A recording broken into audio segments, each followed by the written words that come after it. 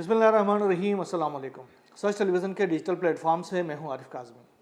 गुज़िश्ता 24 घंटों के दौरान इजराइल, अमेरिका और ईरान के दरमियान जारी कशीदगी के हवाले से एक बार फिर अहम तरीन अपडेट्स लेकर आपकी खिदमत में हाजिर हुए हैं। नाज़रीन, आज के व्लॉग में 3 से 4 अहम तरीन खबरें हैं जो कि आपके साथ शेयर करना मकसूद है। ख़ासतौर पर ईरान और अमेरिका के दरमियान जो गुज़िश्ता दिनों जिस तरीके की टेंशन थी, उसके बाद से अभी ये खबर आई है कि दोनों ममालिक ने ये टेंशन जो है वो ख़त्म करने का फ़ैसला किया है, यानी जंग बंदी का फ़ैसला कर लिया है। जो एक दूसरे के ऊपर हमले कर रहे थे वो हमले रोकने का फ़ैसला कर लिया है। एक तो ये चीज़, और उसके साथ साथ फिर भी कहीं ना कहीं अमेरिका जो है वो ईरान और अमेरिका दोनों एक बड़ी जंग की तैयारी कर रहे हैं। वो क्यों आखिरकार ये जंग की तैयारी हो रही है, एक तो ये चीज़। दूसरा, इजराइल और लुबनान के दरमियान जो जंगबंदी के हवाले से जो मुज़ाकरात हुए हैं, जिनके ऊपर साइन हो गया, और वो मुज़ाकरात के बाद, वो साइन होने के बाद भी इसराइल के हमले क्यों जारी हैं, और फिर लुबनान की जो मज़ामती तंजीम है उसने इन जो मुआहदा है उसको क्यों मुस्तरद कर दिया है, और इस मुआहदे के अंदर लुबनान की गवर्नमेंट ने आखिर क्या खोया क्या पाया। ये बहुत बड़ी और अहम तरीन खबर है। इसके हवाले से बात करना बहुत ज़्यादा ज़रूरी है। और तीसरी जो खबर है वो यमन के अंदर क्या कुछ पक रहा है, बड़ा कुछ हो रहा है, कुछ बड़ी खबरें आ रही है यमन के अंदर से जो कि आपके साथ शेयर करेंगे।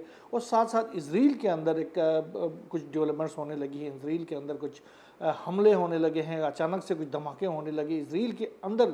ये जो सूरत हाल पैदा हो गई है ये भी कुछ अनहोनी ही है। बहरहाल इसके हवाले से भी तफसीलात शेयर करेंगे। और दूसरा, पाकिस्तान की जानिब से अफ़गानिस्तान के अंदर जो हमले किए गए हैं दहशतगर्दों के ठिकानों के ऊपर, उनकी एक तफसील भी आपसे डिस्कस करेंगे। सबसे जो बड़ी खबर है वो ये है कि ईरान और अमेरिका के दरमियान जो कशीदगी थी गुज़श्ते दिनों से, जो एक दूसरे के ऊपर हमले कर रहे थे, ख़ासतौर पर ईरान की जानिब से, अमेरिका की जानिब से जो ईरान के जो जज़ीरों के ऊपर हमले किए गए, सीरक के ऊपर, जासिक के ऊपर और फिर कशम के ऊपर और इस तरह के दीगर इलाकों के ऊपर जिस तरीके से हमले किए गए, ख़ास तौर पर उस जो शिप के ऊपर हमले को जवाब बनाकर, उसके बाद से कशीदगी इसी तरीके से जारी थी और ईरान की जानिब से जवाबी कार्रवाइयाँ की गई। और ये कहा गया कि खित्ते के अंदर 8 से ज़ायद जो अमरीकी ठिकाने थे उनको निशाना बनाया गया। फिफ्थ फ्लीट जो है उसको एक बार फिर निशाना बनाया गया। और इसमें 3 मुल्कों, ख़ासतौर पर कुवैत के अंदर, इराक़ के अंदर और फिर बहरीन के अंदर जो अमरीकी बेसिस है उनको बड़े पैमाने पर निशाना बनाया गया। और वहाँ पर बड़ी पैमाने पर तबाही भी फैली है, जिसका अमेरिकन भी एतराफ़ कर रहे हैं और साथ साथ खित्ते के ममालिक भी एतराफ़ कर रहे हैं। इवन वो ममालिक जो जिनके ऊपर हमला किया गया है वो ख़ुद भी इसका एतराफ़ कर रहे हैं कि ईरान के जो ज़रब थे वो बड़े कारी ज़रब थे, उससे बड़ा नुकसान पहुँचा है। अब फिफ्थ फ्लीट का तो ये हाल है कि जो अमेरिका का जो फिफ्थ फ्लीट है उसको रिलोकेट करने के ऊपर तैयारियां जारी हैं। अमेरिका जो है इस फिफ्थ फ्लीट को इसराइल मुंतकिल कर रहा है। और इसी तरह खित्ते के अंदर जो दीगर जो बेसिस हैं जिनको ईरान ने बड़े पैमाने पर तबाही पहुंचाई है, उन बेसिस को भी रिलोकेट करने का सोच रहा है अमेरिका। तो ये अमेरिका का हाल ईरान की जानिब से किया गया है।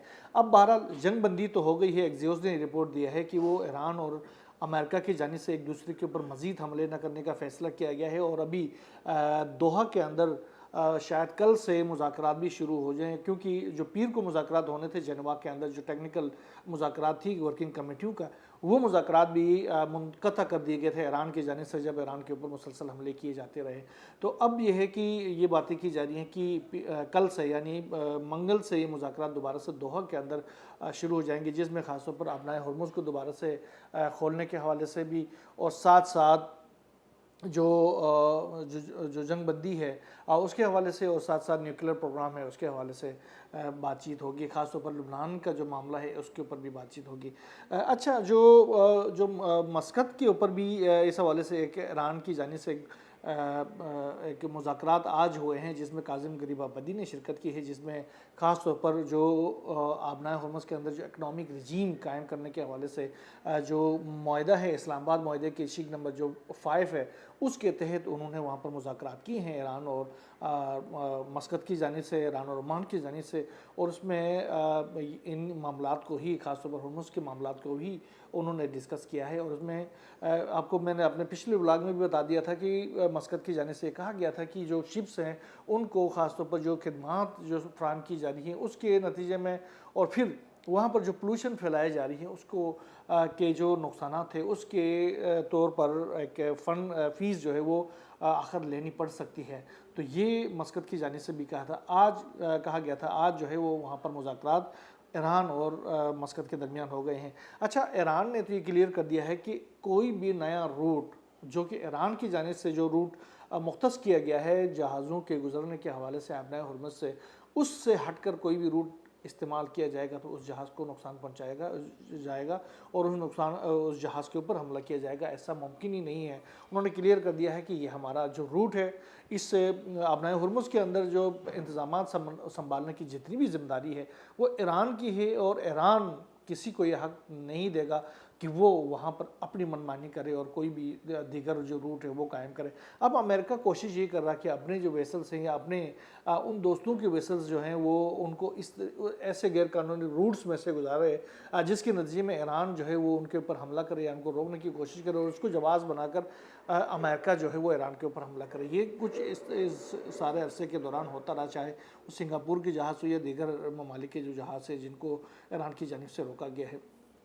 अभी एक बड़ी खबर ये आ रही है कि गो की जंगबंदी तो हो गई है, लेकिन अमेरिका और ईरान दोनों में एक बड़े पैमाने पर एक बड़ी जंग की तैयारी हो रही है और अमेरिका जो है ख़ास तौर पर खित्ते के अंदर अपनी जो मिलिट्री एग्जिस्टेंस है उसको बहुत तेज़ी के साथ बढ़ा रहा है। उसमें अपनी मिलिट्री इक्विपमेंट्स को बहुत तेज़ी के साथ मूव कर रहा है, दोबारा से मशरिक़ वस्ता के खित्ते के अंदर ला रहा है। ख़ास तौर पर अरबियन सी के अंदर जो उनके जो डिस्ट्रॉयर्स हैं, जो दीगर जो जहाज़ है, जंगी जहाज़ हैं, उनकी बड़ी तादाद आ रही है। रीफ्यूलिंग टैंकर्स जो है वो बड़ी तादाद में रिलोकेट हो रहे हैं, वहाँ से मुंतकिल हो रहे हैं। इसके साथ साथ दीगर जो इनके जो सिस्टम्स है, दिफाई निज़ाम है वो आ रहे हैं। तो इसका मतलब है कि अमेरिका एक और बड़ी जंग की तैयारी कर रहा है और उसके पीछे लाम आला आपको पता है इसराइल का भी बड़ा किरदार है। इसराइल की पूरी कोशिश है किसी तरीके से इस माहदे को सबूताज किया जा सके और इन दोनों ममालिक को दोबारा जंग के दाने पर लाया जा सके। और इसमें हमने देखा कि ट्रम्प ने भी धमकियाँ दी। ट्रम्प ने यह कहा कि हम ईरान को इनहेलिएट करेंगे। तो इनहेलिएट करने का मकसद कैसे क्या है या उसके पीछे क्या रीज़न है, क्यों ये इतनी बड़ी धमकी दे रहा। इनहेलिएट करना कोई आसान काम तो नहीं है। क्या ट्रम्प जो है वो ईरान के ख़िलाफ़ कोई एटम बम इस्तेमाल करना चाह रहा है या कोई और ज़्यादा कोई हार्मफुल कोई एक्टिविटी करना चाह रहा।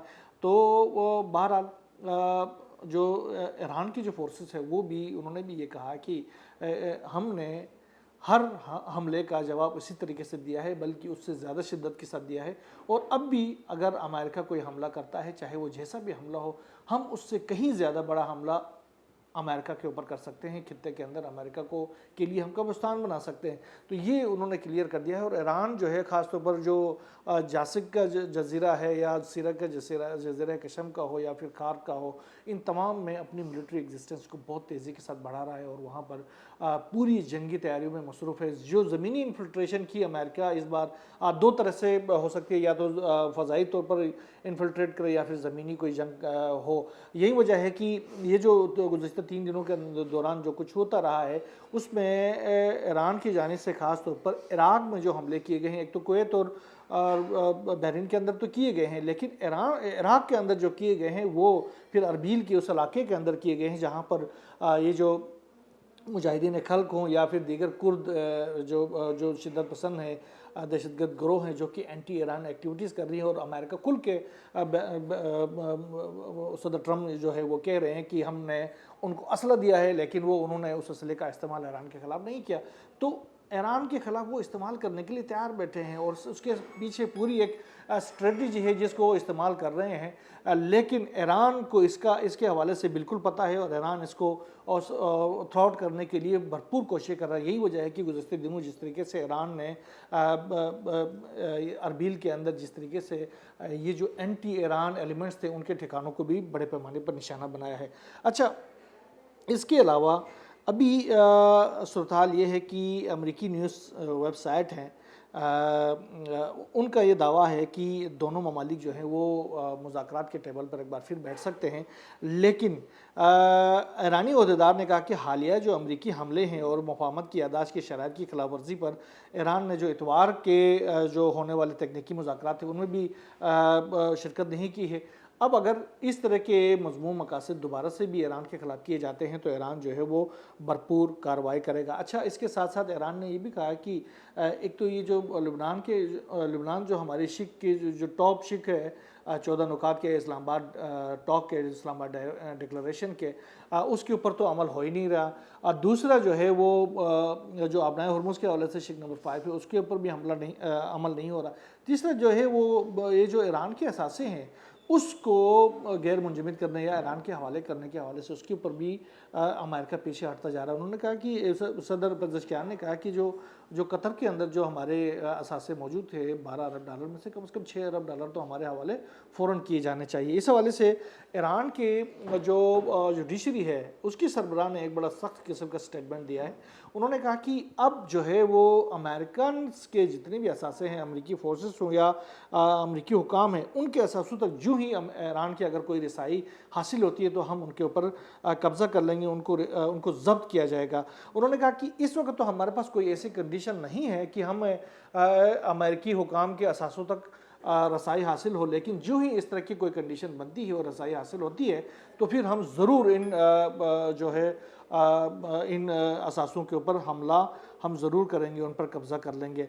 इस हवाले से उन्होंने ख़ास तौर पर जो एक शिप गुज़िश्ता दिनों जो अमरीकी एक शिप जो है वो कब्ज़े में ली गई थी अमरीकी ईरानी हुकाम की जानिब से, उसका मिसाल देते हुए कहा कि जिस तरीके से उस शिप को हमने अपने कब्ज़े में ले लिया और उससे वो जो वार के अंदर, जंग के अंदर जो नुकसानात अमेरिका की जानिब से ईरान को पहुंचाए गए थे, उन लोगों के उन नुकसानात को पूरा करने के लिए उस जराइम के मुतासरा अफराद में के लिए ये इस शिप के जो असासे थे वो उनके लिए मुख्तस किए गए।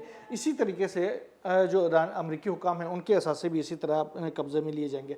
अच्छा, लुबनान और अमेरिका के दरमियान जंगबंदी के एक फ्रेमवर्क पर साइन तो हो गए हैं, इसके बावजूद इजराइल जो है मुसलसल लुबनान के ऊपर हमले कर रहा है, उन्होंने हमले करना नहीं छोड़े हैं।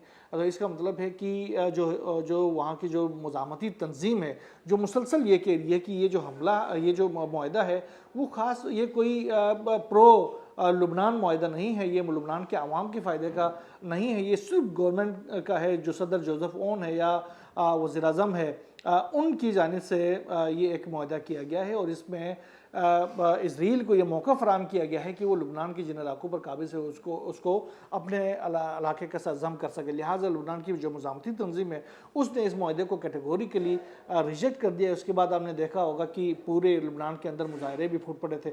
अब उन्होंने ये कहा है कि शेख नईम कासिम साहब ने ये कहा कि हम इसको भरपूर तरीके से इसको रजिस्ट करेंगे। उन्होंने कहा कि जो इस्लामाबाद डिक्लेरेशन के अंदर जो तय हुआ है ख़ास तौर पर लुबनान के हवाले से, उसके ऊपर मिनो जो है वो अमल होना चाहिए। लेकिन लुबनान की गवर्नमेंट ने जिस तरीके से जो मुआहदा किया है वो मुआहदा जो है वो लुबनान की सॉवरेनिटी के लिए इंतहाई ख़तरनाक है, लिहाजा उसको हम तस्लीम नहीं करेंगे। अच्छा, ये मामला क्या है पता है कि ये जो मुआहदा हुआ है उसमें जोसेफ ओन और नवाब सलाम की जो गवर्नमेंट है उसने ये इजराइल को एक लेवरेज दिया है कि इजराइल जो है वो तब तक लुबनान के अंदर मौजूद रहेगा जब तक जो है लुबनान की मुज़ामती तंजीम को डिसआर्म नहीं किया जाता, उसको ख़त्म नहीं किया जाता।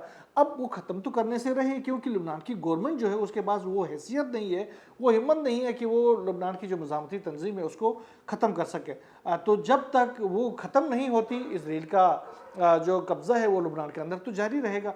तो इसका मतलब है ये जो कब्ज़ा है वो तो फॉरएवर रहेगा। तो इसलिए शेख नईम कासिम ये कहते हैं कि भाई ये नहीं होगा, जो इस्लामाबाद डिक्लेरेशन के अंदर तय हो गया है वही दुरुस्त है और उसके ऊपर मिनोना अमल किया जाए। नवाब सलाम जोसेफ ओन की जो गवर्नमेंट ने जिस तरीके का जो मुआहदा किया है इजराइल के साथ वो कोई पायदार मुआहदा नहीं, लिहाजा हम उसको तस्लीम नहीं करते हैं। तो ये एक सूरत हाल पैदा हो गई। अब इजराइल के अंदर हमले हो रहे हैं, वहाँ पर जो धमाके हो गए हैं कुछ, ये क्या कहानी है?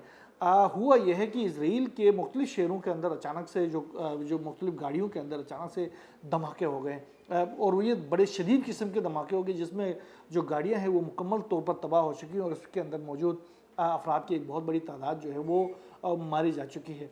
तो ये एक अचानक से इजराइल के अंदर इस तरह की एक सिनेरियो क्रिएट होना शुरू हो गया है। तो क्या इसको कहा जा सके। एक तो याद होगा कि एक इंतिफादा जो फ़लस्तीन के जो अवाम की जानिब से शुरू की गई थी, जिसमें इस तरह की एक्टिविटीज़ इसराइल के अंदर जाके करना शुरू हो गए थे। अब तो लुबनान के अंदर भी इसराइल ने चूँकि कब्ज़ा किया हुआ एक बड़े इलाके के ऊपर, तो कहीं ऐसा तो नहीं है कि वो इनकी इन्फिल्ट्रेशन वहाँ पर हो गई है और वो अब जो है वो इसराइल को उसके अंदर से जाकर वो ये जो हमलों का निशाना बनाना शुरू कर दिया है। ये एक बहुत बड़ी डेवलपमेंट है। और आखिरी जो बड़ी डेवलपमेंट ख़ास तौर पर यमन के हवाले से, यमन में हो क्या रहा है। यमन को आप रेड सी या बाब अल मंदब के हवाले से देख लें, क्योंकि बाब अल मंदब को बंद करने के हवाले से यमन के जो हौसी फोर्सेस है उन्होंने मुतादिद बार उन्होंने धमकी दी है कि अगर आपने खित्ते के अंदर या तो ईरान या फिर जो फ़लस्तीन या फिर लुबनान के अंदर अपने हमले बंद नहीं किए या जो कार्रवाइयाँ हैं, जो रेजिस्टेंस है उनके खिलाफ बंद नहीं किए, तो हम बाब अल मंदब को बंद कर सकते हैं। तो अभी सूरत हाल इनको काउंटर करने के लिए एक नई डेवलपमेंट होना शुरू हो गई है। ख़ास तौर पर जो वो इलाके जो ख़ास तौर पर यूएई के कंट्रोल में थे और फिर सऊदी अरब के कंट्रोल में थे, वहाँ पर एक तहरीक शुरू हो गई है। वो तहरीक हज़रमौत के इलाके में ये शुरू होगी। बड़े पैमाने पर लोगों की एक बहुत बड़ी तादाद जो है वहाँ पर जमा होना शुरू हो गई है और ये जो लोग हैं वो अंसारुल्लाह फोर्सेस के साथ लड़ना चाहते हैं। तो आने वाले दिनों में मुझे लग ये रहा है कि ख़ास तौर पर यमन को डिस्टेबलाइज करने का एक बड़ा मंसूबा शुरू हो चुका है, ताकि जो बाब अल मंदब के अंदर जो उभरते हुए ख़तरात हैं उसको ख़त्म करने के लिए कोशिश की जा सके। तो ये जो कार्रवाई होगी, आपको याद होगा कि 2015 से 2000 जाकर 20 से आगे तक जो कार्रवाइयाँ की जाती रही हैं पूरे कोलिशन की जाने से अरब मुल्कों के, तो वो जो है अंसारुल्लाह की यमन की जो फोर्सेस है उनको हराने में नाकाम रहा है। अब अगर अंदर कोई दोबारा से कोई ग्रोह क्रिएट करके ऊपर हमला किया जा सकता है, तो उसका भी इतना बड़ा कोई नुकसान तो होगा नहीं इनको, लेकिन ये होगा कि पूरा ये जो रीजन है, यमन का जो रीजन है, वो एक बार फिर डिस्टेबलाइज होने का बड़ा इम्कान मौजूद है। और ये तैयारियां भरपूर तरीके से जारी हैं और अनकरीब आने वाले दिनों में ये एक बड़ी जंग यहाँ पर होती हुई नज़र आ रही है। और आखिर में मैं ये बताऊँ कि जो अफ़गानिस्तान की जानिब से मुसलसल पाकिस्तान की सलामती के लिए ख़तरात सामने आते जा रहे हैं, चाहे वो बलूचिस्तान का इलाका हो या फिर KPK का इलाका हो। अब तो वहाँ से निकल के कराची तक जो अफ़गानिस्तान के अंदर मौजूद दहशतगर्द जो है वो हमलावर होना शुरू हो गई हैं। पाकिस्तान की जानिब से मुतादिद बार अफ़गानिस्तान की जो गवर्नमेंट है, इंटरिम गवर्नमेंट है, उसको ये बताया गया है कि आप इन दहशतगर्दों को रोकने की कोशिश करें, उनको रोकें और उनको डिसमेंटल करें। लेकिन लग रहा है कि ये जो दहशतगर्दी है पाकिस्तान के अंदर, ये फिर स्टेट पेट्रोनेज के अंदर से हो रही है, क्योंकि अभी जो कराची के अंदर हमला हो गया उसकी भी पूरे जो ताने बाने हैं वो अफ़गानिस्तान के अंदर जो उनकी जो हुकाम है उनके ग्रोहों से मिलते नज़र आ रहे हैं। तो लामाला पाकिस्तान को फिर कार्रवाई भी करनी थी। पाकिस्तान ने भरपूर कार्रवाई की, पख्तिया हो या फिर दीगर जो सरहदी इलाके हैं उनके ऊपर बड़े पैमाने पर हमले किए गए और उनमें दहशतगर्दों की एक बहुत बड़ी तादाद को एलिमिनेट भी किया गया। और साथ साथ आज जो है वो अफ़गान नाज़िमुल उमूर को भी तलब करके डिमाश किया गया है। तो अगर अफ़गानिस्तान की जो गवर्नमेंट है उसको देखना चाहिए कि अपने हमसाए हैं उनके साथ आप किस हद तक जा सकते हैं। इस तरह के सूरत हाल को ख़राब करते हुए हमसाए को तो तब्दील नहीं किया जा सकता, अपनी आदतों को तब्दील करना पड़ेगा, अपने रवैये को तब्दील करना पड़ेगा, वरना सूरत हाल मज़ीद ख़राब हो सकती है। पाकिस्तान किस हद तक बर्दाश्त कर सकता है, पाकिस्तान को जवाब देना पड़ेगा। पाकिस्तान ने मजबूरी में ये जवाब दिया है, नहीं चाहते कि पाकिस्तान जो है वो अफ़गानिस्तान के अंदर कार्रवाई करे, लेकिन जब आप मजबूर करेंगे तो कार्रवाई तो करना पड़ेगा। बहरहाल जो भी नई डेवलपमेंट सामने आती रहेगी इंशाल्लाह आपसे शेयर करते रहेंगे। यहाँ बस नहीं, अल्लाह हाफ़िज़।